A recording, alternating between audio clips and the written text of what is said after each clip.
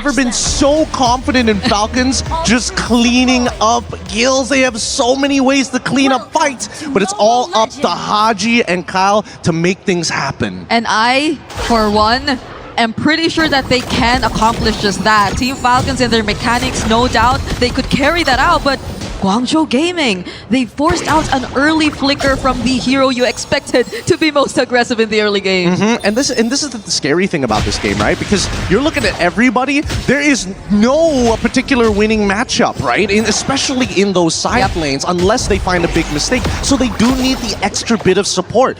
GUANGZHOU, especially for Mei and Xing, all they gotta do is maintain control of mid, and it's gonna be super difficult for Ogwin and Haji to have that impact that we're looking for. Yeah, at the very least, they're holding down Mei in mid, so he's not able to really get out of there as much and go into Kyle's jungle. But that's a lot of pressure already on their mid duo. Beautiful stuff coming out from GUANGZHOU, right? That's already 2 big battle spells out super early on, and now they can start going for the invades. Look, Kyle is just taking so much damage from Mei. Never mind, I just said Mei couldn't just really go straight into Kyle because of what Haji and Ogwin were doing, but with the amount of support that they've been providing one another, with this rotation you've seen firsthand from GUANGZHOU, things to be somewhat favoring their side. Yep, even the battle spells is also telling us the exact same story.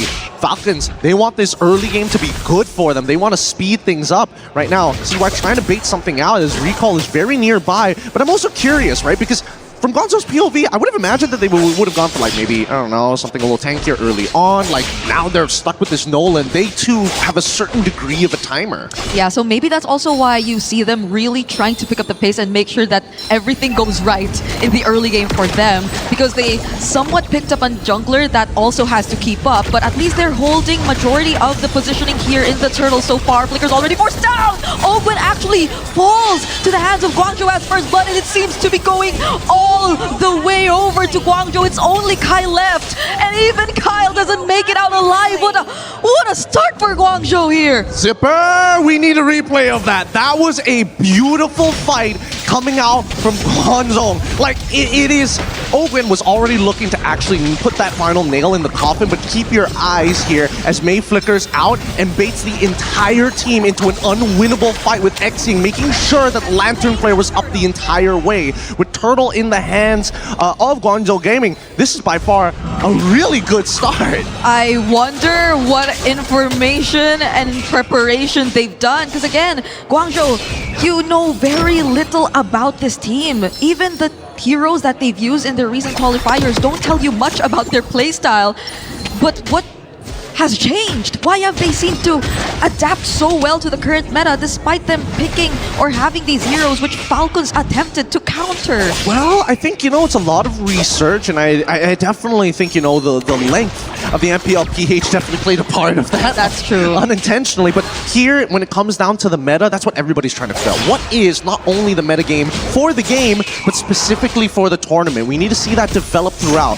But with the lead that they have, 4-1, I'm expecting GUANGZHOU to play more reactively, right? Yeah. They want to make sure they punish the Falcons everywhere they go. They need a man-to-man defense and make sure that Haji doesn't scale too fast. And honestly, that tournament meta, I feel, is something we won't really get to figure out until maybe day 3 or 4. I mean, we can speculate. Because day 1, first 2 matches in series have already shown us so much of the more unorthodox picks already. Well, is it unorthodox or are they just ahead of the metagame? We won't know until day 2 or 3, but in the meantime, you can see both teams high contention for this mid lane. It's less about the side lanes. The side lanes are kind of independent until we can get the mid trio to move in their direction. GUANGZHOU going to take that first move as they send supports to the top side. Yep, at least for Falcons and their sides, they're doing really okay.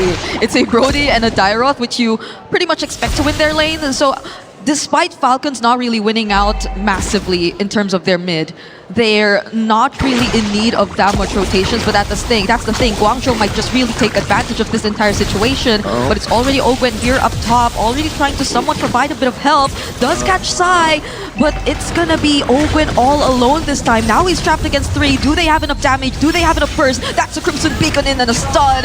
GUANGZHOU eventually take him out, and Super Marco looking like the next target Turnabout Memory, but he doesn't find anyone, but he still survives. Just a bit, it's an outplay. 2 goal laters go down. No way, no way. All the auto attack attacks. The auto attacks just weren't big enough. He didn't have the physical damage. It is unfortunately, a magic marksman dependent on skill cooldowns and abilities. That's gotta feel so bad. When you thought you were about to kill him, guess what? Quantum charge, walk away. Okay, here goes the replay. So he was definitely left all alone there. I think he kind of survived it for a bit longer than we expected him to, but what a play. Even the coaching staff thought it was unbelievable. For the second time around, what? Super Marco not having a great time now. Recall said, team, we're not going to let this happen again. Let me show you how it's done on a Nolan. But on the opposite end, we're not seeing Falcons waste too much time here. If you notice at the gold lead, despite it being 2-7, for some reason it's only 900. By this stage, you're expecting somewhat of a 1K, a 2K gold lead. Oh, Black Shoes already forced out too. They get to find Haji and land another stun, forcing out the flicker. There goes Flap trying to defend, and they outplay Mei in mid.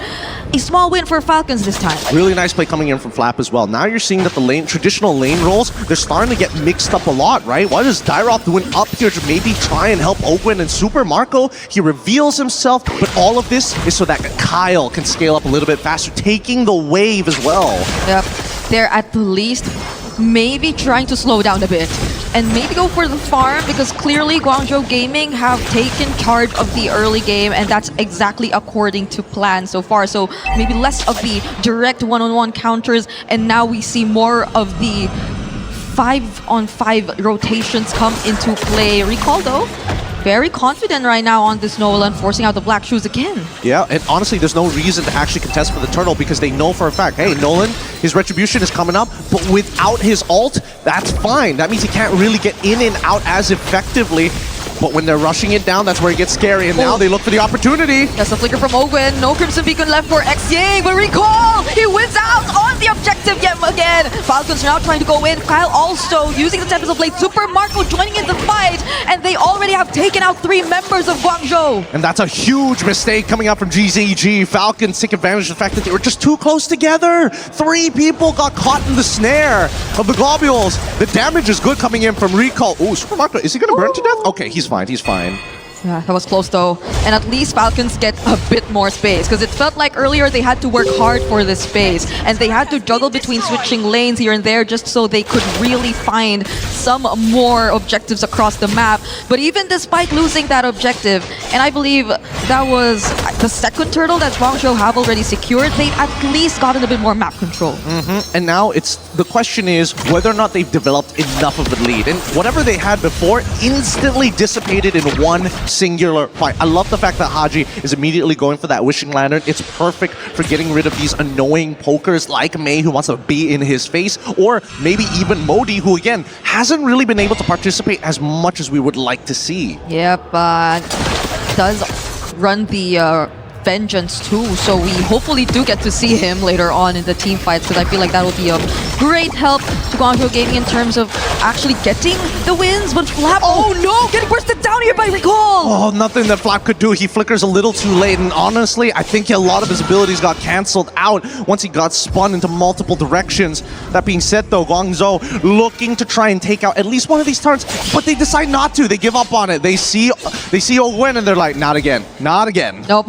This is such a statement you're seeing from Guangzhou, especially Recall 5-1-2 on the Nolan, when in fact it was a pick who was chosen last. You thought it was just some sort of pick that they were forced to pick up, but the Tempest of Blade just being forced out, and now Guangzhou just confidently standing in front of Team Falcons. Yep, this is going to be a really awkward position for Falcons, because again, they were the ones who wanted to play for the earlier stages. Now they're highly dependent on Kyle to finish up a lot of these fights, or at the very least, Ogwen to try and create that space. Because so far, Super Marco, he's not getting as many auto attacks as he would like. Yep, now they're forced to group up.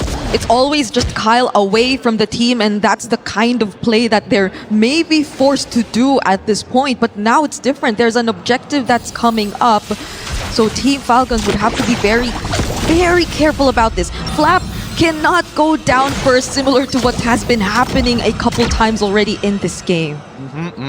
That's going to be the Malefic gun purchase here. Now Super Marco has the range to start hurting people from afar.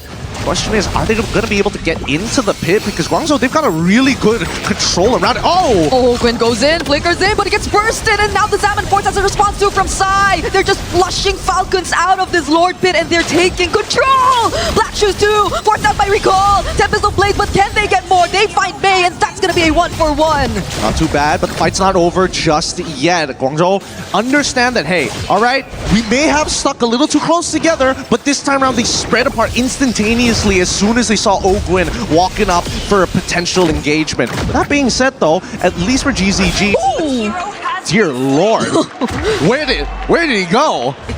How did he know? That was okay. I think Falcons now are at a much clearer advantage. Well, they may be at a much clearer advantage, but I don't see this being a free Lord just yet. Like, they're going to try for it, and I want to see what the response is going to be. Because for now, CY is in a pretty good position if he can get that Holy Crystal. Okay, Falcons are starting this objective right now, but Ogwin has a good idea of where majority of them are. Modi jumping in, Kyle just securing it with their Retribution, and now Falcons want to go in for the fight. Sai already using the Salmon Force, but he gets bursted! It's a double kill for Kyle. He's been waiting for this moment. Yeah, he tried a little too hard. Modi, unfortunately, making the mistake walking into the fight without the vengeance. And that stun from Super Marco is such an effective tool, if not at least the mini stuns from both Flap and Ogwin. At this stage, Falcons, based on the items that they have, can really start pressing the advantage when it comes down to structures. Oh, fortunately Haji got to quickly press on that Black Shoes. May, though, looking in danger and will go down in the hands of Team Falcons, as Xying only had to Crimson Beacon out and the Lord is still up. Yeah, they don't have an answer to Ogwin right now. Blue can kind of do whatever he wants as long as he doesn't get one shot, can ruin somebody's day. Ooh. Look at the damage! Recall getting blasted from halfway across the map. And the Black Shoes are back for Haji if in case GUANGZHOU actually forced that fight, but they're not really going to do so. They just focused on evening out majority of their resources across the board. That's going to be all outer turrets already taken down, and in the blink of an eye, you're already seeing a 5k gold lead in their hands. Now, let's talk about how they're getting this, right? Before this, barely nothing. A lot of team fights, keeping it simple, kinda even. GZG, mega lead in terms of kill score, but doesn't have that 5k lead like Falcons have right now with a singular kill. And a lot of this is about time efficiency. With GZG's movements, they're sticking together. Notice, top quadrant, all 5 of them are there. Nobody's dealing with that bot wave. And that's why Falcons' overall macro is more efficient gold-wise in comparison to GZG. Yep, that's why even if you thought things were kind of slowing down, that was just Falcons playing their game. And now it's going to be Modi bursted by Flap. Now that you see them grouped up, this is exactly how they want to utilize this lineup. Yeah, and it's great because, again, the one combination people don't think about is the shred specifically from Flap. If Flap and Marco work together, no matter how tanky you are, they're going to cut your armor in half, if not more, now that he has the Malefic gun. Okay, Conceal. Could there be another flicker play? And there you go, May! Barely surviving this. Winter Crown already forced out, and the flicker too, but they just want that base turret. GUANGZHOU are not gonna force the chase. No, they can't. They can't afford to. Unfortunately for GUANGZHOU Gaming, until Psy is, I want to say not just the Holy Crystal at this point, because Ogwin is too big of a problem. I'm trying to figure out how can they bait Ogwin out, or at the very least burst them down, both of which not very good ideas considering the priority list. Because at this point, the only heroes from GUANGZHOU who maybe can go for some backline plays are just really Recall and Modi, or unless Xing just really wants to go full commit and Crimson Beacon in and they just all jump on Super Marco, but will that be worth it? Because at this point, again, the shred you mentioned, the armor just going down as soon as you approach these heroes who could deal massive damage and penetration. And not to mention an objective too coming up just in a bit. Yeah, this is particularly tough. I will admit that at least for GUANGZHOU Gaming, they made sure that Haji slowed down, but now we're already in the later stages of this game. Slowing Haji down is not possible. He hurts. Yep. And look at just how well they're guarding majority of the map right now, but GUANGZHOU are still pushing forward. Recall, though, is about to show himself up top, and that might be enough room for Falcons to be a bit more aggressive with bursting down this objective. Oh, it looks like they're trying to sell this fight. Oh, Ogwin and Flap trying to zone out the members as Falcons just secure this objective, but Ogwin still finds one. Do they want to push through with this fight, though? Haji providing the damage, and it's going to be enough. Super Marco's already called a killing spree, and Kyle on the back lines, finding Xing as they take out 3. It's just on Modi and Recall. There goes the fracture, but it's gonna be okay.